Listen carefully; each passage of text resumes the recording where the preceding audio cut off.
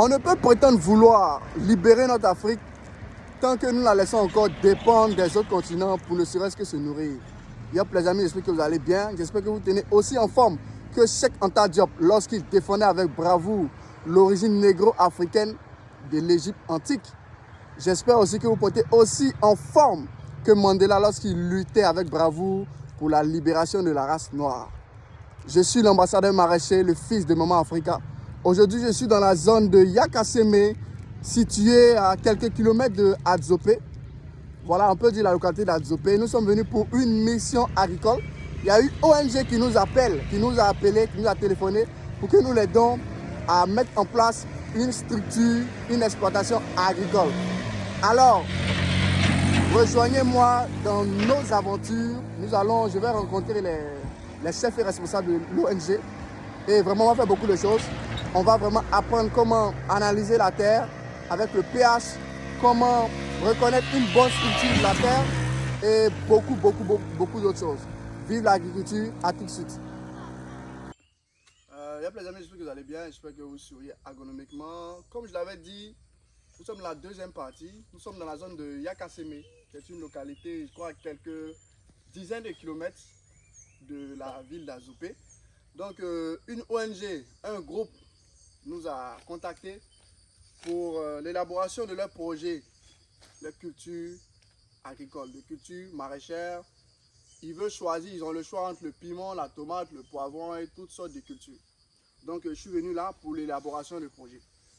Donc, nous sommes sur la parcelle, la future parcelle. Vous voyez que nous sommes encore en pleine forêt primaire, on va dire. Nous sommes encore en brousse. Voilà, vous voyez un peu les lianes là. Nous sommes encore en pleine forêt. Voilà. Donc, à l'ambassade maraîchère, qu'est-ce que nous faisons? Lorsque des intéressés nous contactent, je rappelle que nous sommes en Côte d'Ivoire, pour ceux qui ne savent pas, nous sommes en Côte d'Ivoire. Pour ceux qui sont intéressés, ils nous contactent pour des projets. Donc, nous sommes venus ici. Nous allons d'abord essayer de voir les différents paramètres là, du projet. Je vous ai dit dans des vidéos que pour la réussite d'un projet agricole, il faut la réussite de plusieurs facteurs.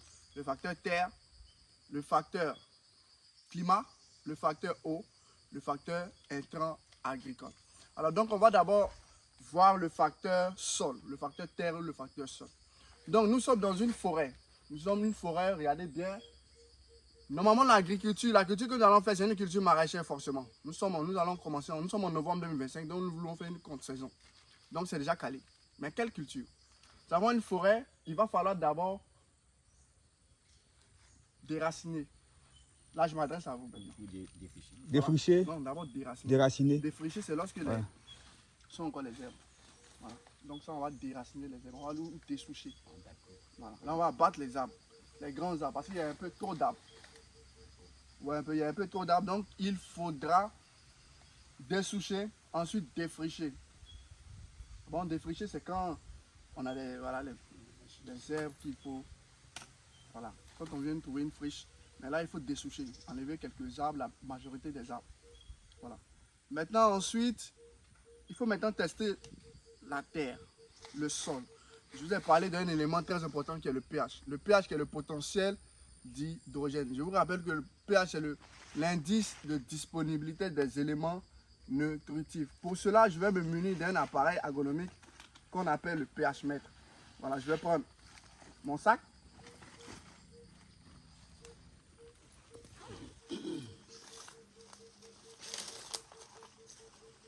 Voilà ce pH mètre. Donc, on va faire plusieurs analyses. D'abord, on va tester le pH. Ensuite, je vais prendre une partie de la terre pour aller en laboratoire. Là, maintenant, quand on ira en laboratoire, ce ne sera plus seulement pour le pH, mais ce sera pour connaître la quantité d'éléments nutritifs qui sont dans le sol. Je ferai une vidéo à savoir pour vous montrer comment est-ce qu'il faut faire la nutrition au niveau des plantes. Voilà. Donc, pour cela, je vais me servir concernant le pH, je vais me servir de mon pH mètre. Voilà. Donc, on va aller simple pour ne pas faire une longue vidéo. Comme Dieu, on va prendre cette partie-là. Venez.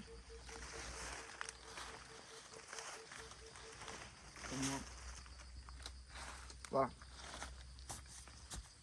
je veux voir, au fait, quand on teste le pH d'un sol, c'est simple. C'est pour savoir si mon sol est acide ou il est alcalin. C'est aussi simple que ça. Vous pouvez avoir un sol qui est très riche. Mais lorsque vous faites des plantations, vous plantez, vous cultivez des plants, ça ne produit pas. Certains paysans vont se dire, mais mon sol est très riche, il y a une bonne terre, une bonne structure, une bonne texture, mais mes plants ne donnent pas. La récolte n'est pas assez. C'est peut-être causé par l'acidité excessive du sol ou un sol alcalin. C'est très simple. Donc avec ce pH-là, ce pH-mètre-là, je vais savoir c'est à quel niveau. Donc, je vais rapprocher. Le sol est déjà mouillé, on n'a plus besoin de l'eau. On n'a plus besoin d'eau. Voilà. Donc, je vais introduire. Voilà. Ça, c'est au niveau nul. Voilà. Le pH, s'il est gradué entre 0 et 14. Voilà. Le niveau neutre, c'est 7. Donc, ça, c'est comme si on est au point 0. Voilà. Donc, si on obtient un pH qui est inférieur à 7, qui est entre 0 et 7, on est dans le club des acides. Si on a un pH qui est de 7 à 14, le sol des alcalins. Mais chaque culture maraîchère demande un pH. Un pH très, très, très, très spécial à cette culture. Donc, je vais introduire la sonde dans le sol. Je vais bien mélanger. Je vais l'introduire et je vais regarder le numéro. Je vais regarder le numéro que ça va donner. Donc, envoyez la caméra. On a un pH de 6,9. On voit un peu. Ok. Donc retenez 6,9. Maintenant, je vais voir la température du sol. On a une température de 28 degrés Celsius. Ouais. C'est bon? Donc, on a un pH de 6,9 et une température de 28 degrés Celsius.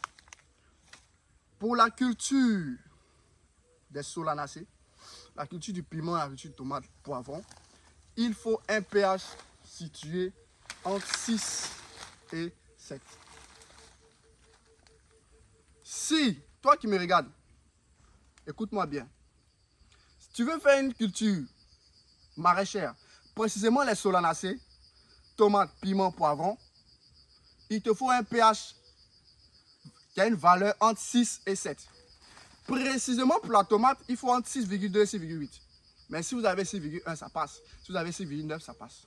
Donc on a un pH de 6,9 qui est bon, qui sera bon pour la tomate, le piment, le poivron et d'autres cultures des solanacées. Selon notre terre. Oui, selon votre terre. Voilà. C'est ce que la terre dit. Donc la terre dit, au niveau du pH, la tomate peut passer, le poivron va passer. Ça veut dire aussi que quand tu vas mettre tes plants de la tomate, les plants de tomates dans le sol ici, elles vont pouvoir profiter des éléments nutritifs qui sont là. Mais si le pH était à 5, était très acide, alors la plante ne pourra pas profiter des éléments nutritifs qui sont le sol, qui sont l'azote, le phosphore et le potassium. Le sol contient de la nourriture pour les plants. Donc les plants, elles ont besoin de puiser cette nourriture. Mais comme vous avez un sol qui est trop acide, elles n'arrivent pas à puiser ces éléments nutritifs. C'est bon? Donc je vais retirer ma machine. Je sais maintenant qu'on a un bon sol pour la culture. Donc c'est à vous de voir. Soit le piment, soit la tomate, soit le poivron. Et aubergine. Pause. Pause. Une pause. Une pause. Pause. Voilà. Donc les doyens, les chefs de l'ONG ont choisi la culture de piment. Piment. Maintenant, c'est à moi de leur conseiller quelle culture il faut faire. Je vous ai dit que l'agriculture d'aujourd'hui, c'est une agriculture pas de subsistance, mais une agriculture de rentabilité. Il faut faire une agriculture pour pouvoir produire assez, vendre et te faire de l'argent. Donc, on ne fait pas une culture parce qu'on aime la culture, mais parce que cette culture est demandée sur le marché. Donc, je vous conseille soit la tomate, le piment et le poivron, parce que nous sommes en période de contre-saison.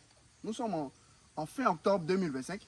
Donc, ces périodes-là, nous sommes en période de contre-saison. Voilà pourquoi j'en profite pour interpeller toute personne, que tu sois fonctionnaire, professeur, tu sois docteur, quel que soit ton domaine d'activité, il est temps pour toi de te lancer dans l'agriculture. Nous sommes dans une bonne période, la période de octobre à novembre, c'est la période des contre-saisons. Alors, contacte-nous au plus 225 07 77 66 44 98, plus 225 05 74 37 05 27 et viens profiter des conseils pour te lancer en agriculture. Tu as trop procrastiné, tu as trop temporisé. Il est temps maintenant de te lancer. Voilà. Ok, donc on a fini de tester le pH. On est toujours sur le facteur sol. Hein. On a dit que d'abord, si on doit venir, il faut dessoucher, puis défricher, ce qui n'est pas trop un problème. Maintenant, deuxième facteur, le facteur eau. Le facteur eau. Le maraîchage a besoin de beaucoup d'eau. Écoutez, nous sommes en fin de pluie. La grande saison des pluies était passée. La petite saison est arrivée. Je ne sais pas s'il a plu ici. Hein. Il pleut ici, non? Oui, le sol La pluie est va mou. s'arrêter.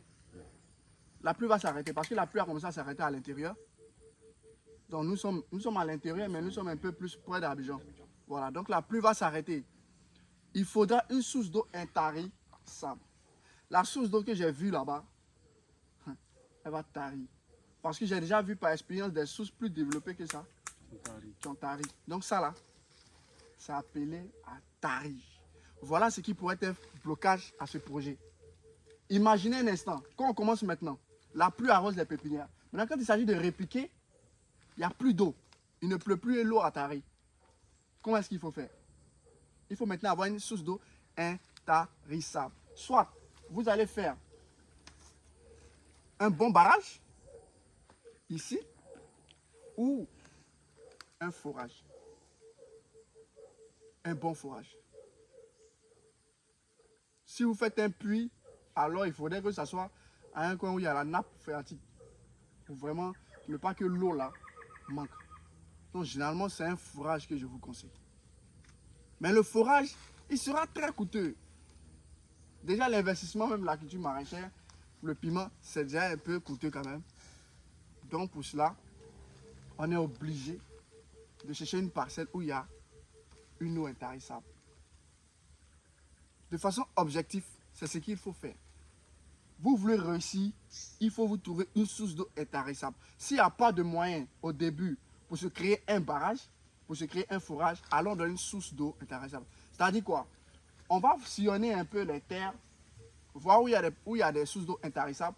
On va échanger avec les propriétaires terriens avec lesquels vous pouvez louer la terre.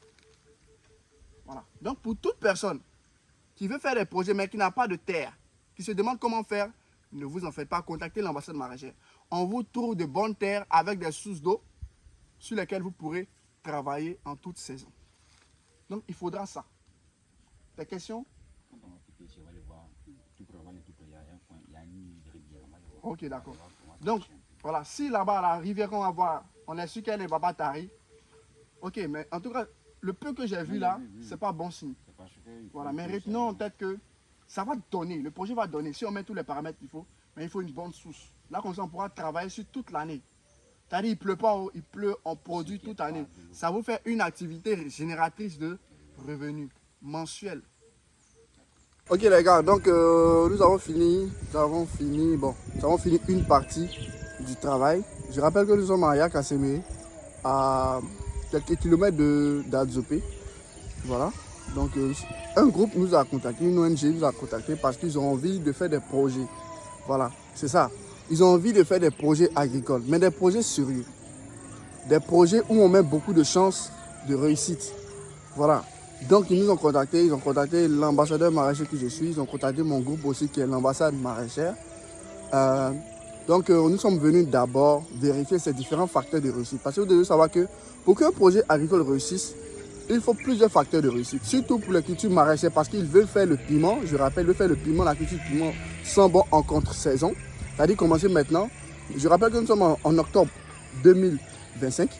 Donc ils veulent faire cette culture-là afin de commencer à produire à partir de janvier-février et profiter des meilleurs prix. Voilà. Alors, j'invite toute personne qui veut se lancer, qui désire se lancer, investir dans l'agriculture.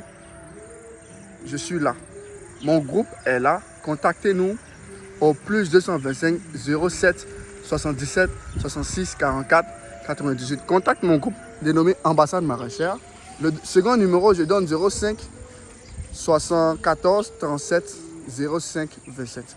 Viens bénéficier de conseils pour ta culture. Alors revenons à notre sujet. Ces personnes-là nous ont contactés. Donc on était venu d'abord pour vérifier deux facteurs. Le facteur terre-sol et le facteur eau. Le facteur terre-sol, on a d'abord mesuré le pH. Le pH, on a dit c'est quoi le pH. On a aussi vu la texture et la structure. Donc ensuite on a testé le facteur eau. Le facteur eau qui est très important. Vous ne pouvez pas faire un projet de culture maraîchère vivrière s'il n'y a pas de l'eau. Surtout que nous allons en compte saison. En compte saison, tout le monde ne fait pas la culture. Mais après la récolte, les prix sont très chers. Donc, puisque tout le monde ne fait pas, ça veut dire qu'il ne pleut pas. Donc, quand il ne pleut pas, vous devez avoir une source d'eau à côté. Donc, on a testé la source d'eau qui était là-bas.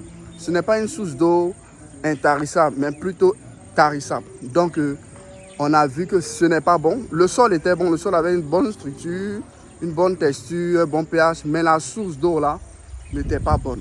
Donc il fallait en toute objectivité, je leur ai proposé soit de faire un fourrage, s'ils ont assez les moyens, ou soit on leur proposera des terres agricoles partout en Côte d'Ivoire. Je rappelle aussi que si vous voulez faire des projets, mais vous n'avez pas de terre, vous n'êtes pas propriétaire de terrain, en fonction de la culture que vous voulez, l'ambassade maraîchère va vous proposer des terres en location.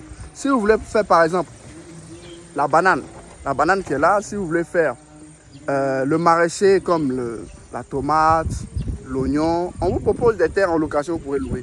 Mais quand vous voulez faire des cultures comme le palmier ou vous voulez investir dans l'EVA, alors on vous propose des partenariats. De sorte que vous êtes en sécurité au niveau terrien, au niveau de la terre. Voilà. Donc nous avons testé. Nous avons vu que la source d'eau n'est pas bonne. Donc on leur a proposé la balle dans leur camp. Ce sera eux maintenant de faire le fourrage. De toute la manière, s'ils veulent faire le fourrage, on les accompagnera. S'ils veulent aussi une autre terre où il y a une bonne source d'eau, on les accompagnera aussi. Donc je vois que ça c'est le récapitulatif de la première mission sur Yakasseme. Je crois fortement que ce sera un très très bon projet. Donc je vous dis au revoir. On va se donner rendez-vous toujours dans cette même semaine-là pour la mission sur, je crois bien, Moronou, la ville de Moronou, qui est située à plus de 173 km d'Abidjan.